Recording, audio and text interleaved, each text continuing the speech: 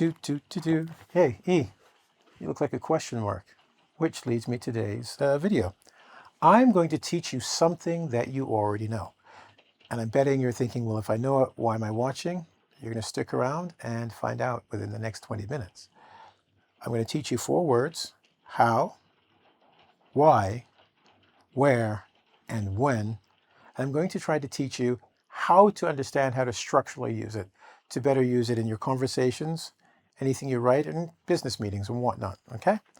Because yes, you use them, but understanding the context, and that's what we talk about, context, that's a big word, to create greater understanding and communication will double your English. So let's go to the board and get it done, shall we? All right, so I already told you what the words are, and I'm sure if you know that, you already know which ones I was talking about, yeah?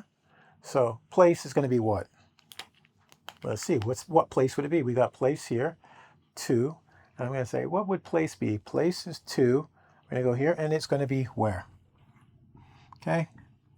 Where something takes place, and I've got to be honest, I've had conversations with people where they don't think context is important. They just tell you something, and then push you to sleep because you just don't care. Or you're just confused because you just don't understand. So yes, I'm explaining words you know, but where is important. Where something takes place, whether it be in your dining room at home, okay, or somewhere at work, or on a field of combat. You know, I was talking to my friend the other day about sausages. Yeah. Well, we were fighting the gorillas in the jungle. Whoa, gorillas in the jungle. What the? Context matters. Where it happens matters. Okay, so these are one of the elements you want to put in a conversation or something you're writing to give greater understanding to the person you're speaking to or communicating with. I'm going to hammer that home, so even though you know this, you're going to start thinking structurally where to put it. Okay? So, where matters. Now, what's another thing that matters? And when we talk about context, these are the first 2 words that you should be introducing in a speech or something written. And if you haven't figured it out, I'll tell you, because we're going to look at time, okay? And time is when. If you're probably hearing a monsoon go behind me, yeah. So context here is I'm going to rush this video so I can stay alive, because you know where I am, in the middle of a monsoon. And when? It's happening now. Jokes, but yeah, a bit stormy. So we talked about where and when. Time is important. For example, I told you we were in the jungle fighting when we talked about sausages. But when was that? Is that now? Was that yesterday? Or will that be in the future? Okay?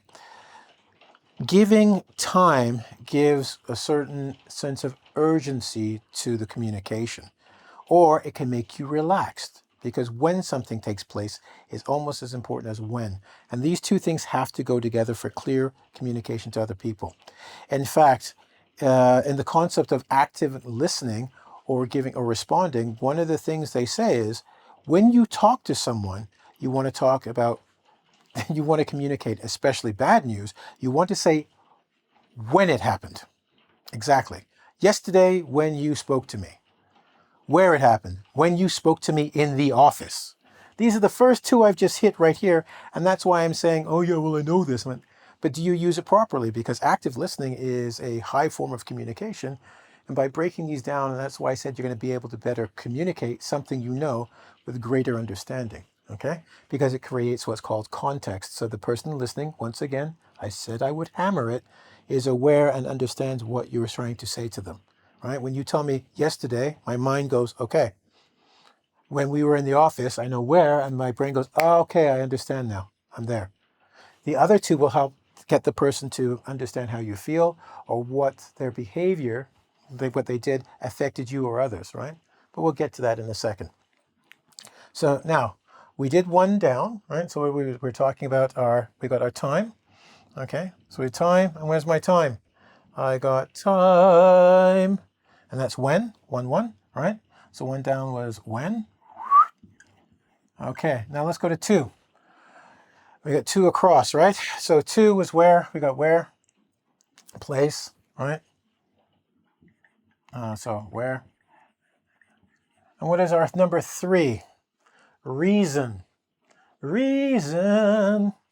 Okay. Why? And you know the word why. And if we know time and we know place, we want to know why something happened. Yeah? Because I can tell you the story. Like where were you yesterday or 2 years ago? Time. When we were in the jungle, where? Eating and talking about sausages, you're probably going to say, okay, you were under fire. Why were you talking about sausages? What was the reason? And it could be because my buddy and I, Mr. E, it's our last meal. I go, remember the last meal we had? Those sausages? Yeah, they were good. We're going to die now. That's the reason we were talking about it in such a deadly situation. That adds to the context. Why did something happen, right?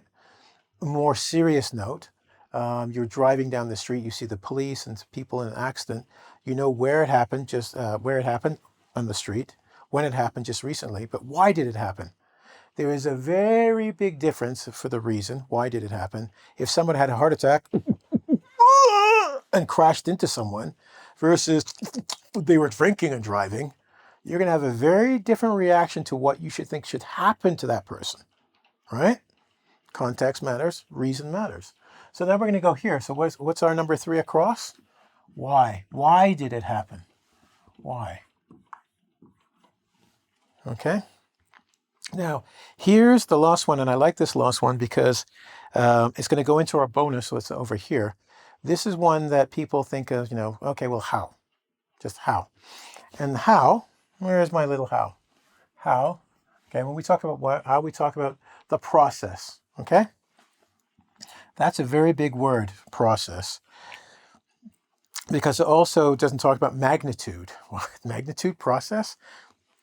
This little word here, notice it doesn't follow the pattern of www. It's got its own look, and there's a reason why, because it's so much more than just that word. How?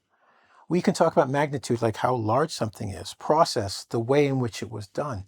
It's a very versatile word, and I'm going to go from here, which, as I said, and how, that gives us to the story. You might go the step by step. We know the reason why, okay? We know where and when, but how, like, what events took place for this to happen, right? Maybe the person, when we talked about the driving, had the heart attack. How? Because they were under great stress and they lost control of their car and they hit someone. Or how did they happen? The person who was drinking wasn't paying attention and they hit someone. So that's how. So we put all that together and we get a greater ability to get understanding into other people or communication. Yeah? I'm glad you stuck around, because now I got a couple other things I want to throw at you so you don't think, oh, that's it. I go, no, we have something more. I'm like a game show. And then there's more. Now, we talked about how, okay? I need to give you a little bit more on that. So this word can talk about quantity. What? Told you. So it's not just an interrogative adverb, as in just, like where, when, and you get a one-word answer. This one can add so much information, right? Because one of the things about an interrogative adverb is to give more information to the verbs we're talking about, all right? So with how, we can talk about quantity, like how much time do you need? Oh, sorry, I'd put two together. Ooh, look at that. But how much money do you need? How much room do you need? So I can talk about quantity, the number. I can talk about intensity. How difficult it is. How difficult? What's the difficulty? Is it, how bright is it? All of a sudden, I'm talking about the strength of something. Very versatile word, and something you've probably thought, oh, I know this. I'm going, hey, let's add to that knowledge. And time, how much time do I need? It's a quantity, but remember we talked about time as itself as a concept gives context. We can even use this word to modify a basic word like time. So we don't say when time, we say how much time, right? Because when might be the specifics. This gives us a more broad understanding of how much time. Is it a year, 2 years, 1 year? Well, this will tell us when, will tell us future, present, past. This gives us a bit more. We can play with it. Another thing I want to give you from the bonus is this, because I talked about modified verbs. Well, when you use these words, when you say, when are you, you'll notice I said, when are you? Where are you? And what's another one? How is? All of these are followed by a verb. So when you use these interrogative verbs, you want to follow it up with a verb. Now, when I talked about this, when I said how much, is a little different, but I said it has greater powers, but it follows the same kind of rules. We want to use verbs after the adverb when we use interrogative questions, so we know what form it is, right? So where is, how are, why are, okay? we want to remember that when we use the word how, it's not just a simple question. We can use it to broaden information by saying how many, how much. I'm trying to think of how much time, right? We talked about time. I just want to hit that. Or how bright is it? How much work is it? Okay. We've talked about how we can use place and time to give basic context, and we can expand on the meaning of that by giving the reasons and the way in which it happened. And this is what we called as in, active listening, which is, they do it in psychology and whatnot, to give greater depth of understanding of a topic or subject. Now, this lesson was of great use to you because, I'm sure it was, we're going to give you some time to see how much you learned from this lesson as we go to our quick quiz. Are you ready? Okay, and we're back. So we talked about interrogative adverbs, all right? And I said to you, it's going to seem like a basic lesson. I even gave you what they were, but I tried to show you how we use these words to enhance communication and to test your knowledge, not about how or why, where, or when, but to test your actual knowledge on when to use them. We're going to go to the board, do a quick quiz of things I just told you, and hopefully you get perfect on this because you understand and I've mastered it. If not, maybe you should watch it again, because sometimes we think we know something and a refresher isn't a bad thing at all. Okay, and a refresher means to go back and then look at it again to make, help my recall and remember. So let's go to the first one. Which two words do you need for basic context? Okay, and I told you sometimes people don't think about it. They think because they've spoken that people will understand. And so many times a person can get lost because they don't know these two important pieces of information. So what do you think it will be? That's right. I told you where and when. People drop these two pieces of information because they assume that because it's in their head that you have it as well. And that's not always the case. What about this next question? What type of communication requires you to give where, when, how, and how for great communication? And I told you this, I think I repeated it at least 3 times. You can always go back to the video and check to see if I said it twice or 3 times. But I know I said it at least 3 times. I think I did. Okay. I told you psychologists use this and great communicators use this. It's called active listening. You might go, well, these are questions. How are you listening? Well, when you're doing the speaking portion of active listening, they usually say to you, you want to tell a person when something happened, where it happened, and how it made other people feel, to get across true communication, right? You can even add what was said, but that's another thing. Number 3, which interrogative adverb can be used for quantity or intensity? And I told you this was the most versatile one of the ones I gave you, right? Which one?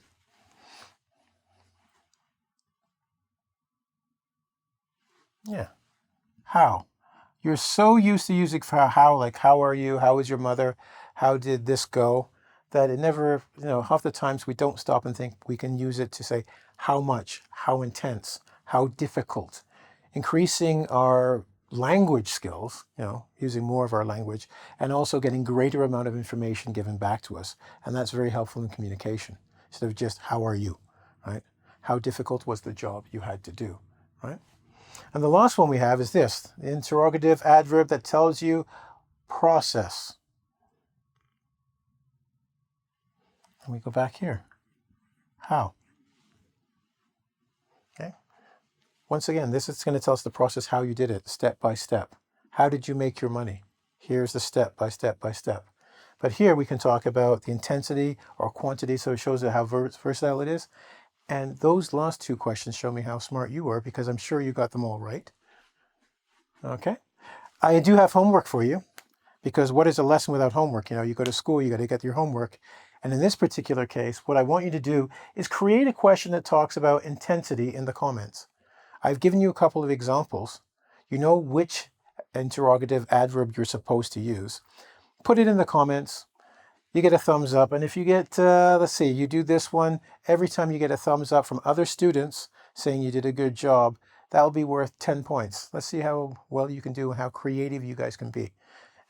That's what I want to give you for homework. If you want to throw in a couple of the other ones, where and when, and show something demonstrating active listening, right? That would be fantastic. Anyway, we got a great community. Participate, because that's how you'll learn and grow and help others. And I'm going to get going, but you can go to www.ing, as in English, vid as in video.com to watch other videos with other great teachers and other lessons, and ones that I teach as well. I look forward to seeing you soon, okay? Don't forget to subscribe. Ciao.